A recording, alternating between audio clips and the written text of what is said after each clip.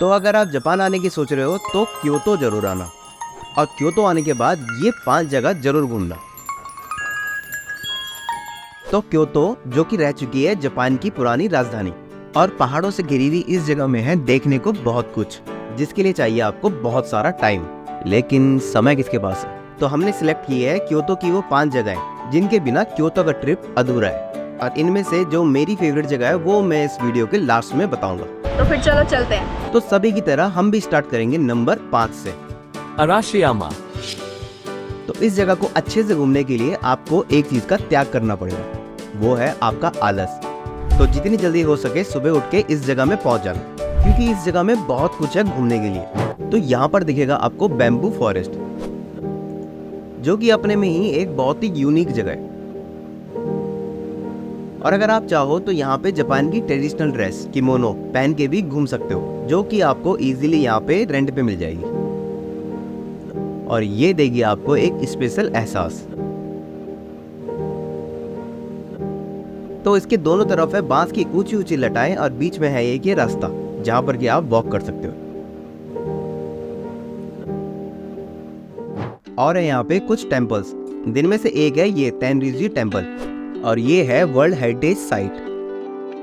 तो bamboo forest और इस टेम्पल को घूमने के लिए आपको कम से कम चाहिए होंगे 2 से 3 घंटे।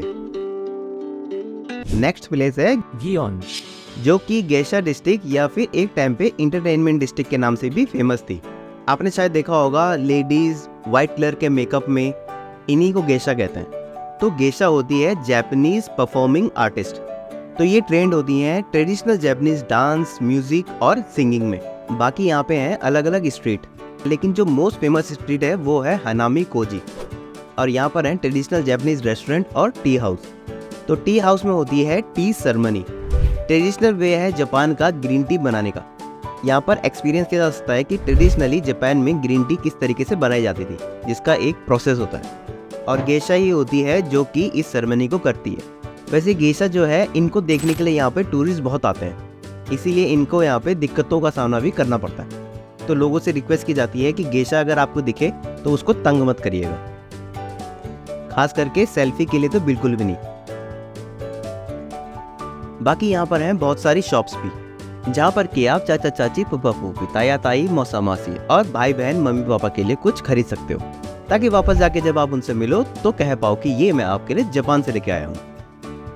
तो अब चलते हैं तीसरी जगह, जो कि यहाँ से मतलब गियोन से मात्र 1.5 किलोमीटर के वॉकिंग डिस्टेंस पे, और इसी के साथ आपका बचता है बहुत सारा टाइम भी, और आप घूम पाते हो यूनेस्को की वर्ल्ड हेरिटेज साइट, जो कि है कियोमिजुदेरा।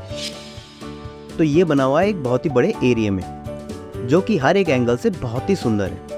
और यहाँ पर है एक बहुत ही बड़ा वुडन स्ट्रक्चर, और इसके ऊपर है ये एक प्लेटफॉर्म, जहाँ पर से कि नीचे कूद के लोग अपनी इच्छाओं की पूर्ति करते थे, और ये बहुत खतरनाक भी होता था, इसीलिए अब इस कुंदा फांदी में बैन लग गया है। लेकिन आपकी इच्छाओं की पूर्ति के लिए यहाँ पर है ये 3 धाराएं, जिससे कि पहली धारा का पानी पीने से आपको मिलेगा अच्छा स्वास्थ्य, दूसरे से मिलेगी लंबी जिंदगी, तीसरे से मिलेगा सच्चा प्यार, वो आपका बिजनेस भी हो सकता है। लेकिन अगर आपने तीनों धाराओं का पानी पी लिया तो आपको माना जाएगा लालची इंसान, और तब भगवान पे डिपेंड करता है कि वो आपको क्या दे। तो अब हमारी लिस्ट में है किंकाकुजी टेम्पल, जो कि गोल्डन टेम्पल के नाम से भी फेमस है। तो ये 3 मंजिला बिल्डिंग है, जिसके कि ऊपर के दोनों फ्लोर कवर हैं गोल्ड की प्लेट से, और इस मंदिर के चारों तरफ है ये पॉन्ड, जो कि इसको देता है सिनेमैटिक व्यू। इसके अलावा यहाँ पर है गार्डन और कुछ शॉप्स भी, और इसी के साथ घूम लिया आपने तीसरी वर्ल्ड हेरिटेज साइट भी। पहली 2 याद है ना। नेक्स्ट और नंबर 1 है हमारी लिस्ट में फुशिमी इनारी श्राइन, और ये है क्योतो का मोस्ट फोटोजेनिक प्लेस, और यहाँ पर हैं 10,000 से ज्यादा टोरी गेट। वैसे टोरी गेट आपको जापान की हर एक श्राइन में मिलेंगे, जिनकी शेप होती है ऐसी, और ये आपको ज्यादातर ब्राइट रेड कलर में दिखेंगी, जो कि प्रतीक होता है अग्नि और सूरज का। जापान में मान्यता है कि इस रंग से बुरी शक्तियां दूर रहती हैं, और अगर आपको हाइकिंग पसंद है तो ये जगह है आपके लिए सोने पे सुहागा। तो इन टोरी गेट से होते हुए लगभग 1 से 1.5 घंटे बाद आप पहुंचते हो इस पहाड़ की चोटी पे, जहां से दिखता है आपको इस पूरी सिटी का बहुत ही सुंदर दृश्य। तो ये जगह सिर्फ क्योतो में ही नहीं पूरे जापान में फेमस है, क्योंकि इतने टोरी गेट आपको किसी भी श्राइन में देखने को नहीं मिलेंगे। लेकिन इतने ज़्यादा टोरी गेट होने का एक कारण भी है यहाँ पे। जिन लोगों ने यहाँ पे कोई भी विश मांगी है उन्होंने ही यहाँ पर ये टोरी गेट डोनेट किए हैं और इसीलिए इन टोरी गेट पे आपको उनके नाम भी लिखे हुए दिख जाएंगे। और हर साल न्यू ईयर के टाइम पे यहाँ पर लाखों लोग आते हैं और 2023 के न्यू ईयर में आए थे यहाँ पर लगभग 30 लाख लोग।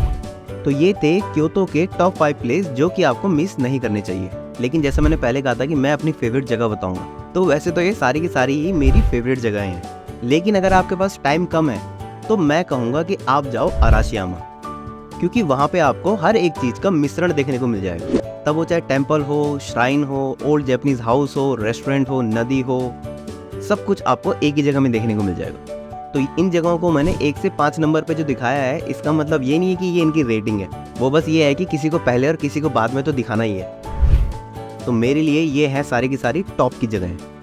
बाकी आप खुद रिसर्च करो और मुझे बताना कि आप इनमें से कौन सी जगह सबसे पहले घूमना चाहते हो।